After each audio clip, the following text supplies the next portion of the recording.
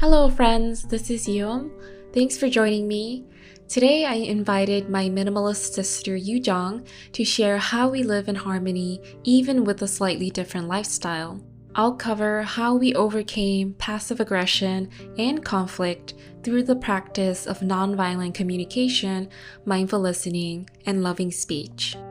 We currently live in a one-bedroom apartment. If you want a full tour, feel free to watch my apartment tour.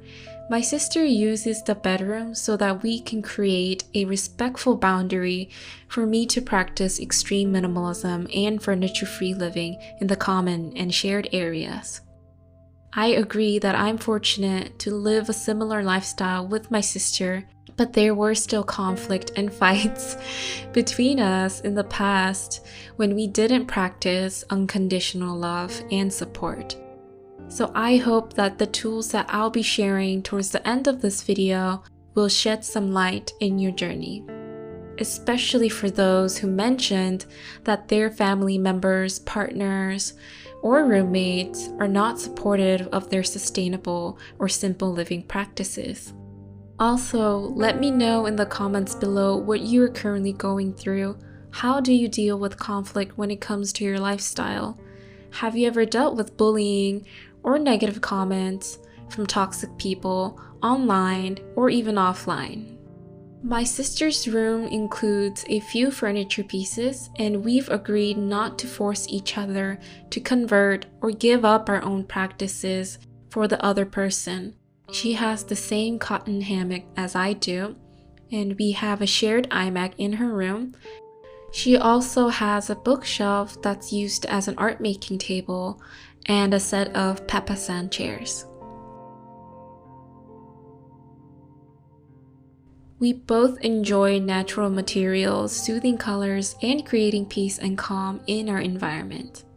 She does sleep on the floor and in her hammock, just like me, which is more on the extreme side. But she does have her own collection of books, knickknacks, and more clothes and art supplies because she's a freelance art therapist. And if you're curious about her work, feel free to visit her new channel. She shares creative healing tools and self-improvement through art. I remember that some of you mentioned that you are pursuing a career in art therapy or simply want to know more about it. So we started minimalism 5 years ago when we lived in New York after reading KonMari's book. I will also share more about my past and how I transitioned in the upcoming videos if you want to know my decluttering tips and about my spiritual awakening. But just to give you an idea of how our life was back then, we used to own 2 full closets, 2 full drawers, and over 40 to 50 shoes. And I had to constantly organize my closet because it was just overflowing with so much clothes. I was addicted to shopping, and we both didn't practice intentional living or mindfulness. And my favorite activity was shopping and unboxing what I bought online. In the past, we often quarreled over cleaning, and I used to pressure my sister to change her lifestyle. When we had roommates, I was constantly overwhelmed with other people's possessions coming into my space, and I couldn't handle too much clutter or stimulation. Now we both accept the lifestyle of other people by practicing compassion and loving speech. We learn this through our spiritual practices, including meditation, mindfulness, and other self-help tools like tapping and the healing code. And I recommend Nonviolent Communication by Marsha B. Rosenberg, and also Manuel Smith's book, When I Say No, I Feel Guilty. I also think that The Dark Side of the Light Chasers by Debbie Ford is like the textbook for dealing with both external and inner conflict. For me, it doesn't matter if the other person is not willing to listen or accept my love for them. It only matters that I tried my best to listen to them and to be there for them, and that I was able to remain peaceful and calm throughout the process. It only matters what I do, not what the other person is saying or doing. So we started noticing that in the past, we were using violent words to manipulate and change the other person. We rejected other people, not just family members, but those around us, like coworkers, friends, and even people we didn't know anything about, like celebrities, by denying their lifestyle choices and saying that it was wrong. So it's important for me to just simply listen and be available for people instead of trying to change them.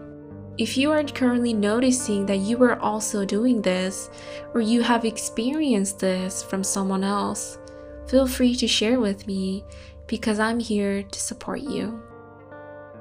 I will talk more about how I stay compassionate even with external rejection and disapproval in future videos, mainly because my lifestyle is not something that is part of the norm. And if you want to get a head start, you can support me on my Patreon to listen to my podcast on how to cultivate self-love and the confidence to live as the authentic you. When I practice loving speech and not force others to change for my sake, I allow the other person the freedom to be their true self. And they will naturally accept me for who I am when they are happy and wholesome, and when they don't face rejection from me.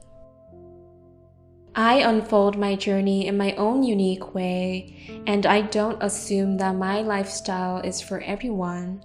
We are unfolding beautiful stories, and it's good to have variety and the freedom to choose.